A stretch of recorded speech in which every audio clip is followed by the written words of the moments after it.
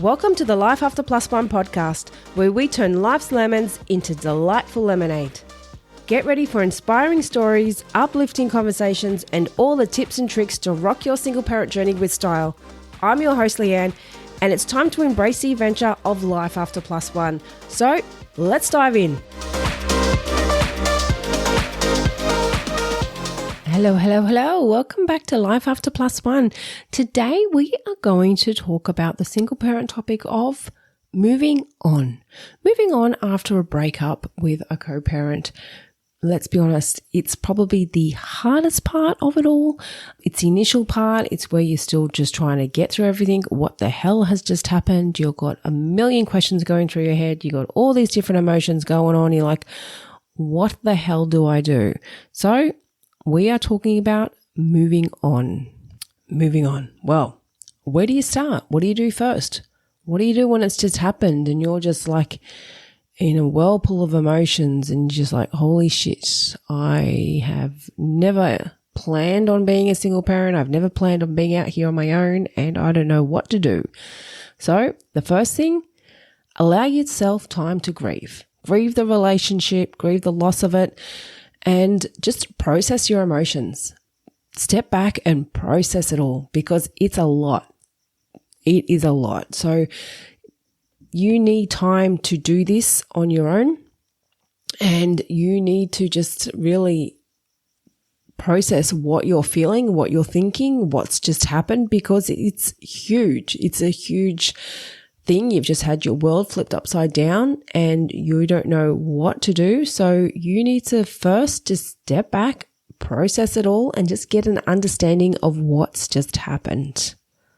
Now, to do this, what I would advise next is to limit contact with your ex. If possible, I'd say cut contact, but it's probably not because if you've got kids, you don't want to cut contact. So in this stage, when you're just trying to process everything, keep contact with your ex to a minimum. Don't get into random chit chats. Don't get into back and forth tit for tat. You said this, you said that, because it doesn't achieve anything. This is the time to keep contact purely about the kids. And if you're in that much of a head fuck where you don't think you can even do that, then get someone else on board to message them for you. Get your mum, your dad, a friend, your brother, your sister, whoever. Get someone else to message them and they can meet them at, handover times, whatever. Do what you can to get through this process. And if it means keeping as much distance from your ex as possible, then do it because I guarantee that does help. So definitely keep your contact with your ex to a minimum. Now, whilst you're going through this, you need a support network. You need to find a group of people that you can lean on. Family, friends, work colleagues, whoever.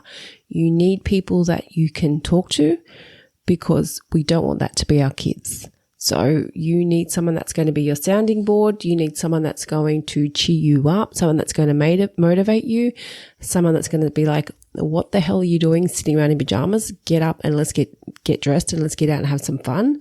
So find your support network, find your people, find your tribe, find anyone that just gets you feeling good and use them as much as possible in this time frame because you will need people around you.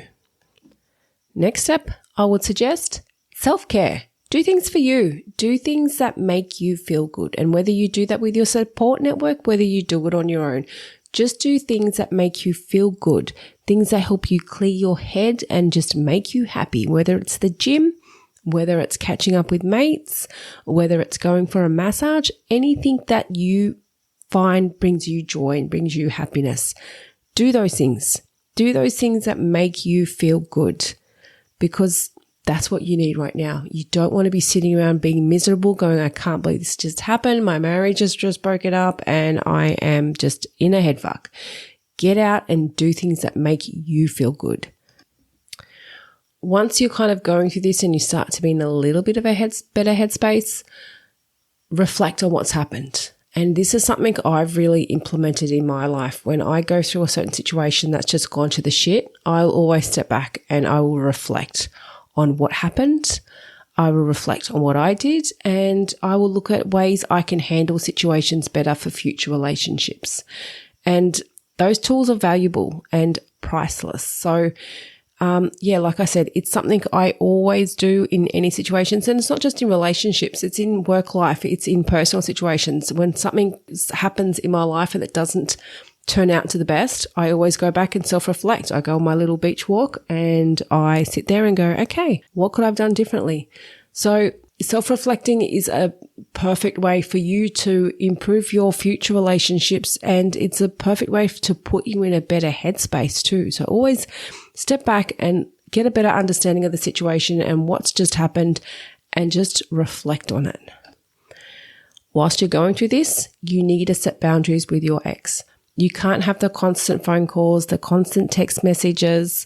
You can't have things that just going to keep fucking with your head. You need to set your boundaries, and you need to make it clear. Contact is purely about the kids, because in this time frame, you need to get your head sorted out and you need to get your shit together. So the only way you can do that is by keeping as much space as possible from your ex. Having random conversations about certain things, having them asking you what you're doing with your personal life or asking about your dating life. They don't need to know that. If you're in a better headspace and things are a bit more calmer between the two of you, then yeah, maybe you can do that. But whilst you're still processing everything, whilst you're still going through the loss of it all and, getting an understanding of everything, this is not the time to try and have friendly chit chat. So process what's happening and keep your boundaries and let them know contact is purely about the kids whilst you're trying to get your shit together. Next, stay busy. Stay busy. Don't sit around and just stew on things. Don't give yourself too much free time where you're just sitting at home watching TV, drinking wine or whatever and just going, oh my God, what if I said this differently? Or what if I did that? Don't do that. That you are just going to mess with your head even more. Keep yourself busy. Keep yourself busy with those things that make you feel good. Keep yourself busy with your support network. Go for a drive, go for a walk, do anything that keeps your mind busy. Even if you're playing a game, if that's what you like to do, anything that keeps you busy and keeps you distracted off you doing things whilst you're still processing it. Remember, you don't have to always do this once you've got through it, but whilst you're understanding and getting through the whole moving on phase, and whilst you're still trying to work things out, this is something that I would definitely suggest. Keep yourself and keep your mind distracted. And it keeps you distracting from wanting to get in contact with them too. Because the last thing you need is to sit around and stew on things and go, oh, I might just send them a message or I might just give them a call. And then that backfires and then you end up having a fight and it's gone to the shit and you're back to square one again. Keep yourself busy and keep your mind off them. Another thing, let go of reminders. Let go of things that are constantly going to remind you of them or the marriage or the relationship that you just had. For example, one thing I did is with my daughter's father, I've never saved his name in my phone. It's always my daughter's name and then it says father at the end. And then with his name in my phone, I've got a photo of her. So anytime he calls or texts, I get a cute little photo of her and it makes me smile. So that for me is a nice little way for me to remove that reminder, and it makes me happy when he calls. Even though I'm not happy that he does call, I feel like I can't get angry because I'm seeing a photo of my daughter. So just get rid of any of those reminders that are going to trigger you or anything that's just going to make you upset, and just come back to those what if. So get rid of anything, even if it means deleting them on Facebook or whatever it is, removing photos. Do things that's just going to stop you from getting triggered or that's going to affect your process of moving on and getting through it all. So get rid of those reminders. Even if you need to just hide them for the time being, if they're things that mean something to you that are sentimental, put them away for that process while you're still getting through it all. Another thing you can do is start connecting with others. Start making a new group of friends. I can tell you there's nothing more motivating and inspiring than getting out and making a whole new group of friends that were not part of the relationship that you've just come out of. It is such a good feeling. And, I would not suggest going out and dating in this period. Mind you, a lot of people do that. I've learnt myself to not even consider dating men that are in the process of a breakup and, custody and financial settlements. It's messy. It's ugly. They're not in the right headspace and you don't want to be a part of that. So if you do really want to date, if it's your way of clearing your head and making you feel better, then I would highly advise you letting that other person know of where you're at.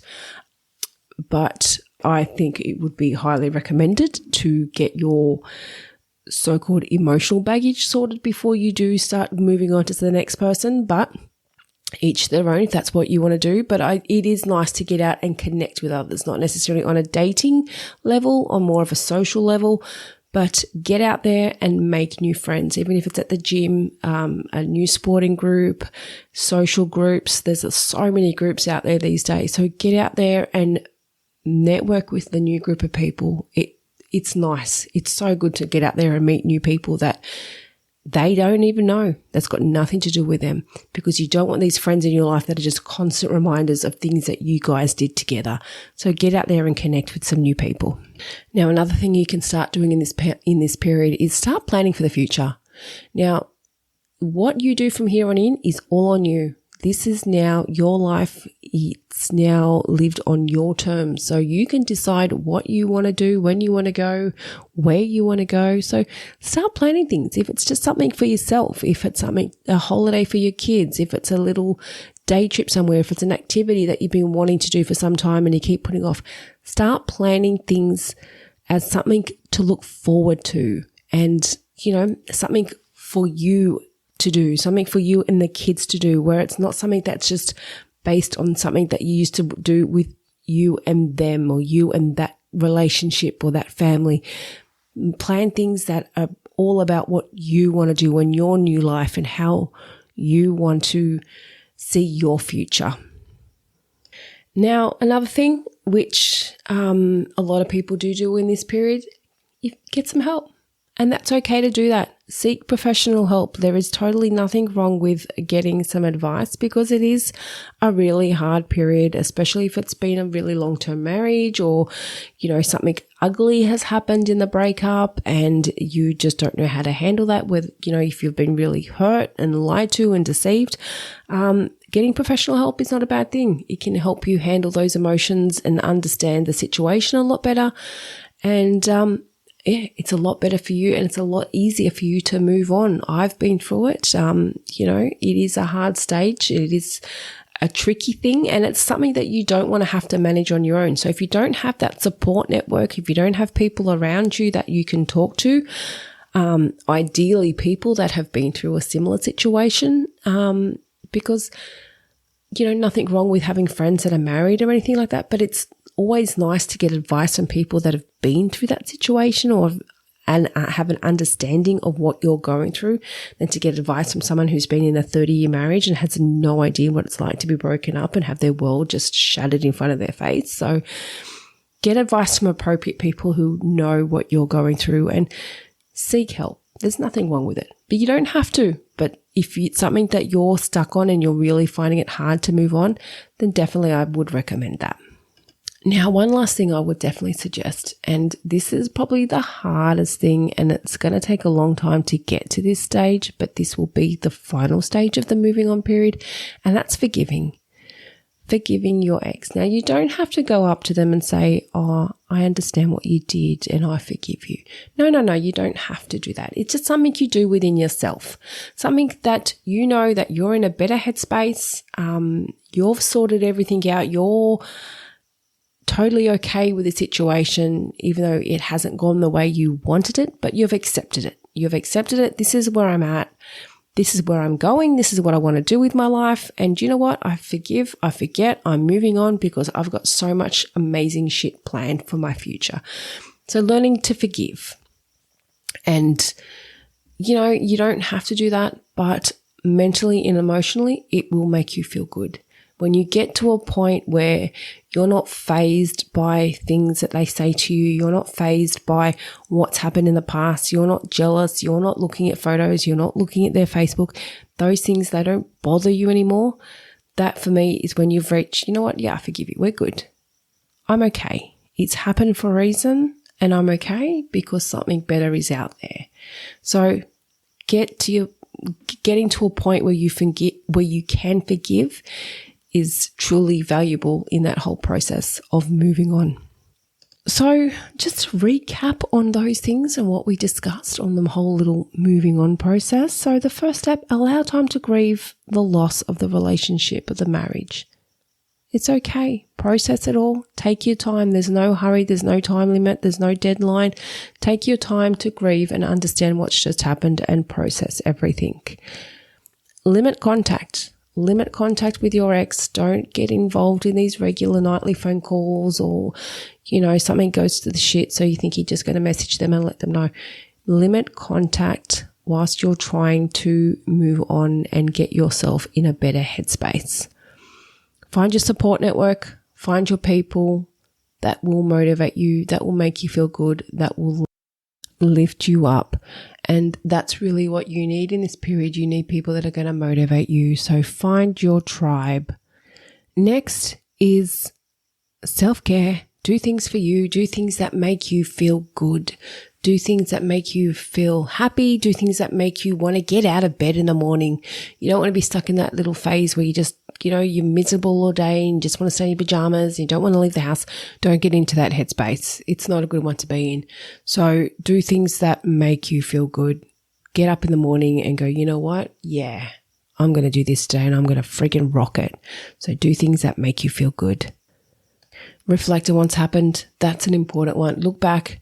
Look at what's happened, understand the situation, look at if you could have handled things differently, look at if they could have handled things differently, then that's not something you need to worry about. You need to worry about and focus on your situation and what you can do differently and what you can do better for future relationships. Boundaries, set your boundaries with your ex. Let them know what you do accept and what you don't accept when it comes to communication and when it comes to being in contact with them in any way. And when it comes to handover with the kids, set your boundaries on what you accept and what you don't accept. Stay busy. Don't sit at home stewing on things. Don't sit at home scrolling through Facebook and searching their profiles and their Instagram page and stalking things. Don't do that. It's going to screw with your head. Stay busy. Do things that's going to keep you distracted. Do things that's going to keep your mind off that situation. You don't want to be sitting at home stewing on them. Keep yourself busy. Let go of those reminders that are going to keep you thinking of them. Anything that's going to be an emotional trigger, let it go. Like I said before, even if you need to just hide it for a period whilst you're still processing the situation, let those reminders go so you can clear your head.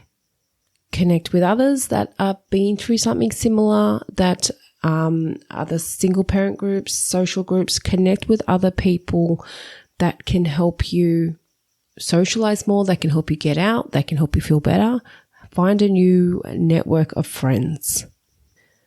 This is the fun part. Plan for the future. Plan some fun stuff, something to look forward to. There is nothing better than when you wake up in the morning and go, you know what, I'm so pumped for this. I've got this planned next week. I've got this planned. Plan stuff for you. Plan stuff for the future, something to look forward to. Next, seek help. If you're really stuck and you can't get out of that little hole that you're in and you can't see that light of the tunnel, seek some help. There's nothing to be ashamed of with doing that, because it's not possible for us to always handle things on our own, and especially if you don't have that support network, get out and seek some help. Lastly, forgive. Forgive, and like I said before, this is not something that's going to happen overnight, and you don't have to say it to them. Get yourself in a place where you've totally understood the situation, you've accepted the situation, and you're not fazed either way by what they say and what they do. It doesn't affect you. You're okay with it. You've accepted it. You're forgiven. And I can guarantee you that will make you feel the world of difference. And it will put you in such a better place. And for moving on and doing these things, it puts you in a better place for a future relationship, because you don't want to go on to dating someone when you still got all this shit that you're going through. Like if you got your ex messaging you or calling you and you're out on a date with someone, and then all of a sudden you're triggered because they're messaging you. If you're getting triggered by your ex still, then you haven't gotten over it. You haven't sorted your shit out. So, getting through all this stuff only makes for a better you, and it only makes for a better future relationship with the next person that you're going to be with. So focusing on what's happened, focus on how you can get through it all, focus on what you can do better and what you can do differently. And I guarantee you'll be 1,000 times better person to date in your next relationship. So thank you all for listening. I hope you all got something out of this. Now, if you have any questions, if there's something else you want to know, shoot me a message. I'd love to hear from you. I'd love to answer your questions. So jump on over, shoot me a message. All the details are in the show notes below. Feel free to jump onto our Instagram page and join our community. You can shoot some messages through there as well. So thank you everyone for listening. I hope to see you all in the next episode, and I hope you can all now move on much easier. Thank you all. Love to you all.